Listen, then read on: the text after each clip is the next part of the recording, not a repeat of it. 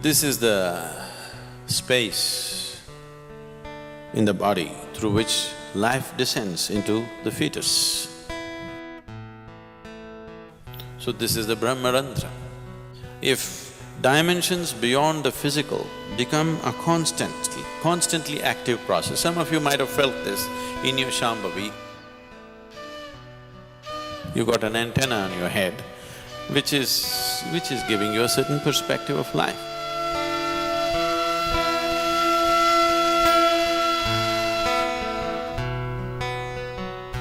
If you have a newborn baby in your home,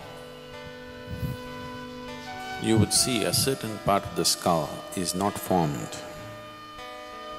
Have you noticed this?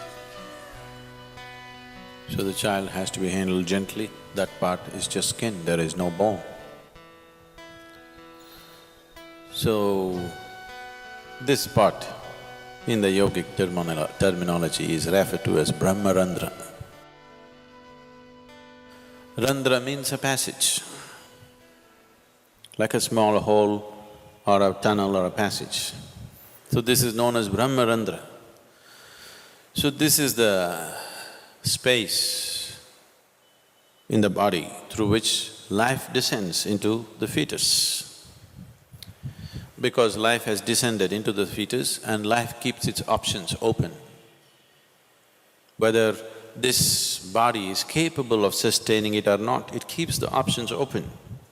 That much awareness is there in the life process, so it keeps that trapdoor open till the last minute.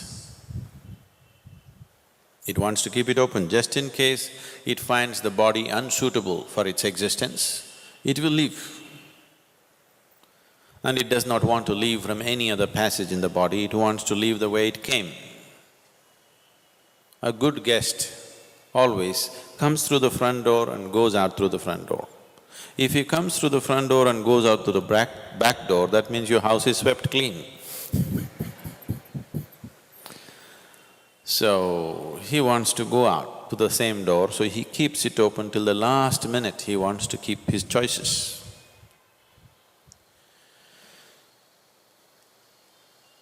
There are any number of… probably if there are doctors or obstetricians, you would know, there are any number of cases where by all medical parameters, the fetus is healthy, everything is fine, but for some reason, a stillbirth happens, simply because the life within is still choosing. If it finds a wrong kind of body is happening, life has its own karmic substance and the fetus has the karma of the parents. So, it has made its choice, it is 90% of the time it is correct or more, it is correct. Sometimes it is conscious that it could make a wrong choice.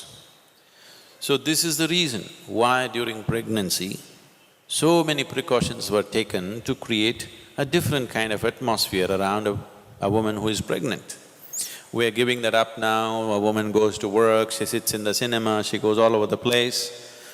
Such a thing is not maintained anymore. This was done just hoping something better than who both of you are comes into your womb.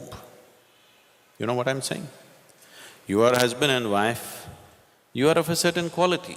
You want your child to have a higher quality than who you are, not just like you.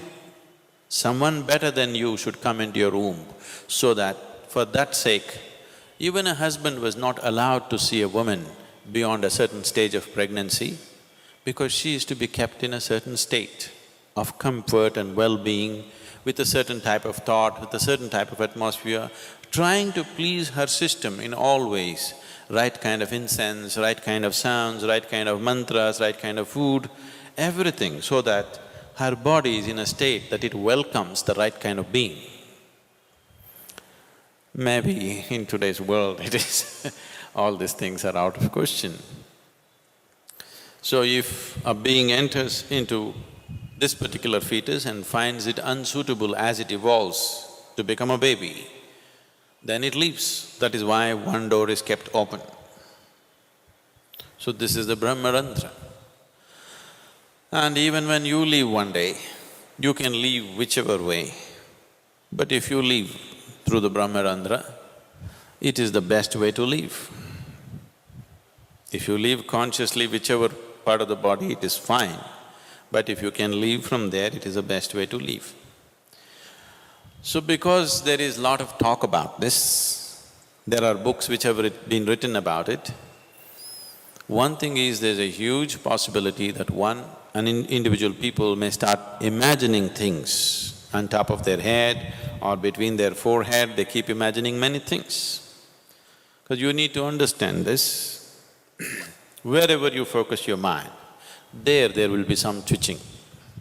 If you want, right now you experiment, hold your little finger like this and focus at the tip of this little finger, you will see within a minute's time there will be twitching. Any part of the body, if you focus your mind, some twitching you will notice. So that is not to be mistaken as some other great process happening within you. Or of course, there are physiological twitches and twists happening here and there. Once in a while it happens to you, you're sleeping, some part of the body, little bit of twitch and this and that. Especially if you're very nervous, it could happen to you quite often. If you're at ease, it may not happen. If you're in a little bit of tension or stress, it could happen to you in different parts. So that is not to be mistaken either. I don't know if I should say this, because if I say this, you may start imagining all kinds of things. If you become meditative, now that you are becoming, as you do Shambhavi, I shouldn't say this, it'll lead to all kinds of things.